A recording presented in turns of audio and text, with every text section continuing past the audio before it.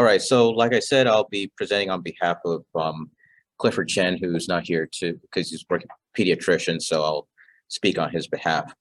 Um, so, um, so just to give you a forecast of what I'll talk about, I'll introduce some background information related to the geriatric population, and also go over some basics about medication adherence in general.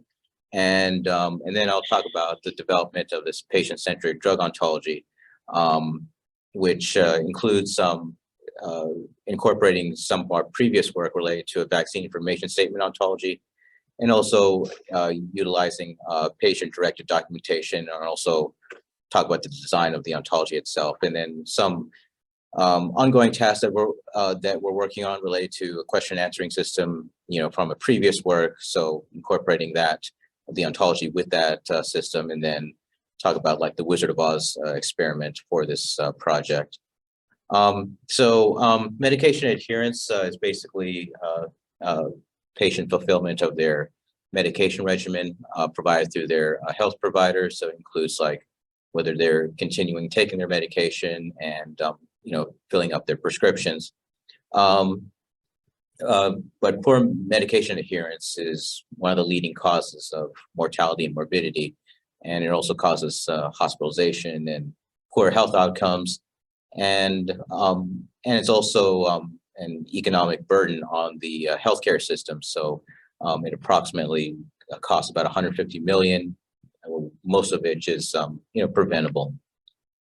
So just to give you an idea of like some of the characteristics of like the aging population, they're typically 60 years and older. They're susceptible to multiple chronic diseases and conditions, which means that they would probably need multiple medications. And they utilize most of the healthcare resources in the nation. Health literacy is a contributing factor in medication adherence. So health literacy is the ability to obtain, process, and understand basic health information needs to make appropriate health decisions. And amongst the aging population, there's a lowered health literacy amongst the aging population. And health literacy is also correlated with medication adherence. So potentially, if we could improve the health literacy of the aging population, then we could also, affect their the possibility of their medication adherence. So the research is about what I'm going to talk about is like the development of a kind of a simplified ontology model for patient drug information. So I'll talk about the design and evaluation, and how we're going to represent some of the individual information from the patient level resources. So some of the work has kind of models our previous work related to the vaccine information ontology, which is kind of a simplified ontology model for the patient consumer. So we'll be kind of like using some of the same resources that we've developed, such as the question answering system, which is working for a speech-based system for the geriatric population for medication information. So one of the things that we're trying to do for the study is trying to develop a speech-based question and answering system that the aging population could use. And so one of the first steps is, of course, developing the ontology backend. And as I mentioned before, we'll be utilizing the vaccine information statement ontology, and also the variant of that model, that we use for the HPV variant, and also one of the motivating factors for this study is that in our previous study we kind of discovered that there is kind of a difference between how the expert class kind of understands specific health topics versus, say, the consumer class, or like Joe Sixpack would understand certain health topics. So just to give you kind of a explanation, so in our previous studies related to using machine learning or word embedding to reveal network structures of different literature that is authored by either the consumer or the experts, what we discovered is that how consumers think about certain health topics like vaccine is different from, say, like the expert science class would think about vaccines. So, the one on the left is like what the consumers would, abstract or represent the topic of vaccine versus, say, the experts. And like I mentioned before, one of the things that we're trying to do, one of the things that I get asked about is like, why develop another ontology for drugs when there's, existing ontology models? And the thing is that, like we mentioned before, this model is supposed to be like a very simplified ontology model, the application ontology, just for the patient level consumer. So there's certain things that maybe so basically they might have different information needs than what the expert scientists would probably want. We'll be utilizing some of the kind of the ontology that we developed for the vaccine as kind of like a baseline to help us develop this new patient medication ontology. And also, like when we did the work related to the vaccine information statement ontology a while back, was, eventually we want to generalize this work mainly because we see some opportunities to branch out into the medication and drug world for patients. And so, as I mentioned before, we're using our previous work with the vaccine information statement ontology as kind of a baseline model. And we also are using patient documentation and websites that are directed towards the health consumer. So like Medline Plus, RX List, leaflets, flyers, drugs.com, and so on. And we're focusing on the top 5 medications for the aging population. So atorvastatin, which controls the cholesterol and prevents heart disease. And also 2 medications related to blood pressure, and metformin, which is for type 2 diabetes to regulate glucose levels, and another medication for hyperthyroidism. And then for the development task, we also use Protege and OBO Robot to facilitate some of the development tasks. And also we've collected a list of like common patient questions about medication. So about 23 questions were reviewed from the patient documentation that we've looked at, and we've got it reviewed by 2 pharmacists. And basically these patient questions would help us evaluate the coverage of the new ontology that we're trying to develop. So I'll go over some of like the basic model of the ontology. And so, the core concept or class is the drug class. So it kind of defines, the reaction. So, it's very basic information that is relevant to the health consumer. So, reactions, trade names, special instructions, drug interaction, drug target, whether the drug is for a certain population or not for a certain population, dosage information of various types. And like I mentioned before, we're trying to generalize this project for a variety of medication, including vaccines. So we've, it's also covers vaccines. So we're integrating a lot of our work from our previous projects. And also dosage is another concept that's within our ontology model. So basically covers, what age the dosage should be taken, when they should take it, and like the type of amount and who's the population that is directed for. And then of course there's drug interaction or drug combination. So defining whether the drug has like some information about like interaction with supplements, or other drugs, or even food. And also it also covers drug targets. So could be either a bacteria or virus, and what causes it, the probability of getting this the drug target and where it's localized and so on, and also the probability of that getting that target. And then also we're also modeled like the drug effect outcome. So the probability of that happening, and the reaction, and basically kind of the physiological mechanisms of the drug. And then of course, more importantly, the reaction, which is a concern for any patient, is what kind of action they need to take if a reaction were to occur, how they prevent it, what are the symptoms, how long it lasts, and the probability of that, and whether it affects certain populations, and so on. And then, of course, certain individual populations that might be affected by the reaction of the drug and the causes of it, and special instructions for it, the different ages for the different types of populations that are affected by the drug, and also maybe any allergic reaction that's specific to certain populations. So our work is available, at least the first version is available on GitHub. So there's approximately 3,700 axioms, but 1,400 classes, 79 object properties, 28 data properties, and about 1,800 logical axioms. As I mentioned before, we collected some patient-level questions.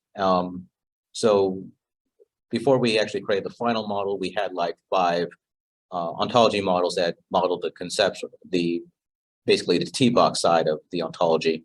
And before we merged them all together, we evaluated each of these 5 models. And they covered most of the questions that was asked, except for 4 questions, and it varied depending on what kind of drug. So, for example, the length of time and storage and handling was kind of a common thing that's not covered in on our ontology. But there were other things like aspirin interaction that was covered by some of the drugs, but not covered in some of the others. So what we're working on right now is extracting some of the triples from some of the documentation that we've reviewed, and essentially extracting the triples and then encoding it as instance data, and then also annotating it as the natural language utterance for the object property model. So like in the diagram we showed, Metformin comes in an extended release tablet, which comes from a Medline document, but we're also annotating kind of a natural language description of that triple, so that it can be used by the question answering system. So one thing that we wanted to talk about in our paper, but didn't have a lot of space, was the question answering system that we've developed like for our previous work. So essentially, we're reusing this work to use the ontology model to as a source of information. So previously, we've used it for the HPV vaccine ontology. So we're trying to branch out into like other topics. Basically, it's called that because it's a hodgepodge of like various methods that have been used for ontology-based question answering systems, and also it's a hodgepodge of like various software libraries that are strung together. But essentially, it's nothing new. It pretty much re-implements some of the tried and true methods that have been done in the semantic ontology world for question answering systems, but put our own spin on it, where we kind of stratified certain task within the system that's actually basically using the ontology assertion levels to actually do the like certain tasks. So it basically has our own spin on it. So basically what happens is there's basically 2 processes that happen at the same time. It extracts the data from the ontology and extracts data from the question. And through NLP methods, it extracts additional like tokens and normalizes the tokens from the question. And from the ontology side, it extracts the triples Basically, there's a comparison of the data from the ontology and from the question, and a score is associated with the axiom in the ontology. And then, of course, there's like a ranking process, and then through a selection process from the ranking, it composes a natural language response. So overall, like I mentioned, it imports the ontology, extracts the triples. It extracts certain axioms like the data property assertions and the object property assertions and class assertions, and captures the subject predicate object. And like I mentioned before, there's like the question that it imports the question. It extracts like the natural language data, like the noun, the verb, and also normalizes it. And then with both the data, they do a similarity comparison, and some ranking or boosting is done, and we record the similarity with the triple to some of the axioms that are that we've collected from the ontology. And then, of course, there's some method that involves like ranking and scoring. So it takes the scores that are above 50%, and it takes the top 20%. Otherwise, none of the scores are above 45%, then it takes the top 45%, and so on. And then from that, it'll whatever's left over as the candidate, it's used to generate the natural language response. So just to give you like an example of like how we used it in, let's say, another drug-related project related to PrEP, it asks a question: what does PrEP protect against? And those are the two responses that it retrieves with a score that a similarity score that matches whatever was generated. So basically, what you see here is like the object property assertions, and each object property assertion has a natural language annotation to provide the system with a natural language statement to give to the user. So aside from working on completing the instance level for the ontology and using it for the question answering system, I'm also working with a colleague over at the UT Arlington's School of Social Work in recruiting a sample set of participants from the aging population community centers. So we've done this before, like with our HPV related project, where we did like a Wizard of Oz protocol or experiment. So basically, for those who don't know, Wizard of Oz protocol involves like using a kind of a fake natural language agent and having a participant interact with that system. But the participant doesn't know that the system is fake, and just acts as if it's a real live system. And then, of course, behind the wall, there is an operator that's giving the agent text to speak to the user. So essentially what we're trying to do is kind of similar to what we did last time, but with a different population and focus on medication. And basically what we want to do is capture kind of live, authentic responses by individuals from the aging population about questions related to their medication that they're taking, and then use that as a way of testing our question answering system, as well as collecting, say, usability data, because eventually we want to be able to have the live system be tested with a kind of a larger population of the aging population. So so basically, in the previous study, we developed like the Wizard of Oz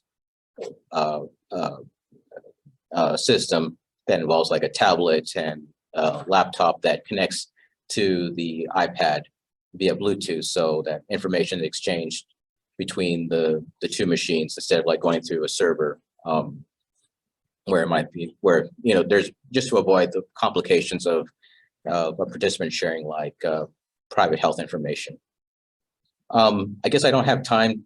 I don't know how I guess I don't have like a timer on me, but I don't know, like 5 minutes. So greetings. My name is Beverly. Haven't you graduated? I'm working on it.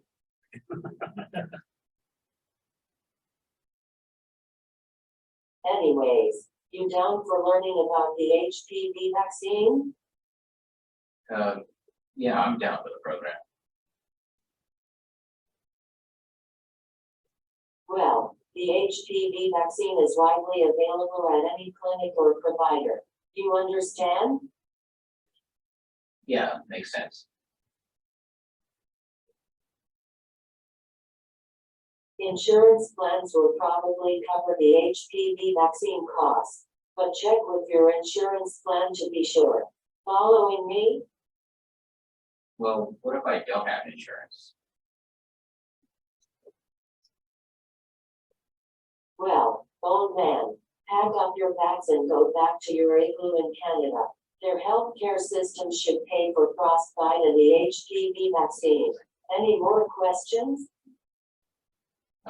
No, thanks. Yeah, so that's kind of like a demonstration of like how that Wizard Boss protocol would work. Basically, there is someone that is feeding that machine utterances, and of course, we would have like the individual from the aging population that would interact with the system and possibly share some questions that they would ask that are kind of like authentic responses or with the machine.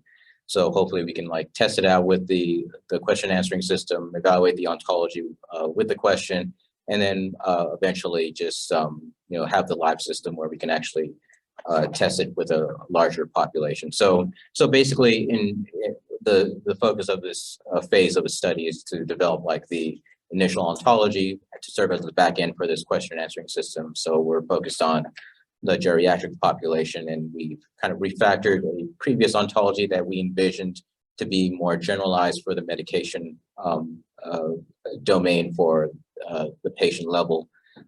So we re-engineered kind of our old work related to the vaccine information statement ontology, which shared a lot of commonalities as far as like structure and so forth.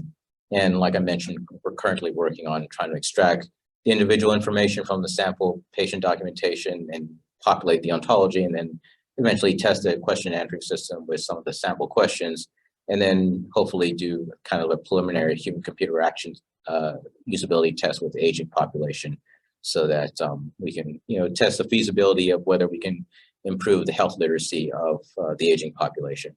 So that brings me to the end of my presentation, and thank you for your time.